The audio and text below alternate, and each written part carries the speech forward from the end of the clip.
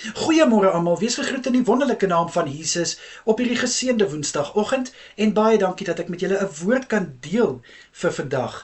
Nou, ek luister so na 'n gedeelte van 'n baie bekende prediker en hy praat so oor verandering en hoe ons baie keer bang is vir verandering en dit het my regtig geraak.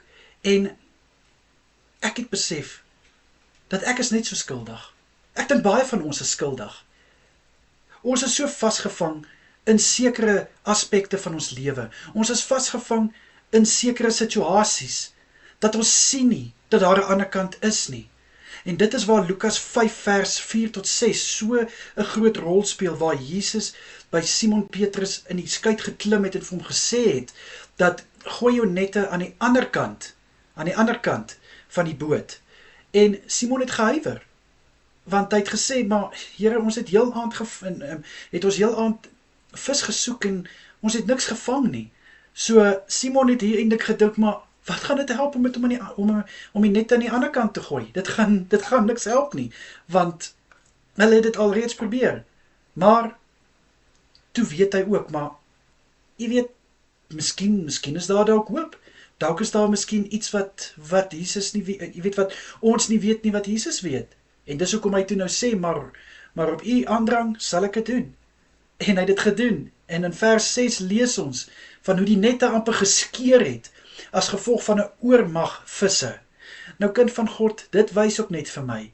Ons is bang. Ons is regtig bang vir verandering. Ons is bang om net 'n bietjie ons situasies aan te pas. Maar dan besef ons nie hoeveel deurbrake wag daar vir ons aan die ander kant nie. Ons kyk so vas teen ons huidige omstandighede.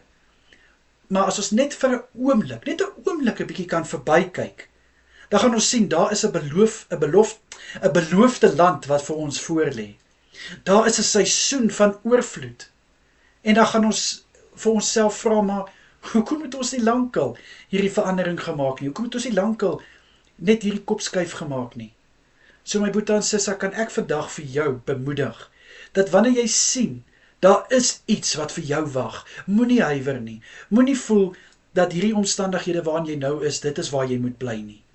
Stap uit, gee daai tree en kyk hoe jou seisoen van oorvloed, hierdie droë seisoen, gaan oorheers. Amen. Amen. Kom ek bid vir ons. Here, in Jesus naam sê ek vir u baie dankie dat daar nie net een seisoen is nie. Liewe Here, baie dankie dat daar vir ons soveel meer wag as ons net daai kop skuif maak om van die een kant na die ander kant te gaan. Liewe Here, ek bid in Jesus naam dat ons nie sal bang wees nie, Here, want ons weet u is met ons. Liewe Here, u weet meer as wat ons ooit sal weet. En ek bid dat ons vertroue en geloof in u sal hê. Asseblief Vader, in Jesus Christus naam is dit my gebed. Amen en amen.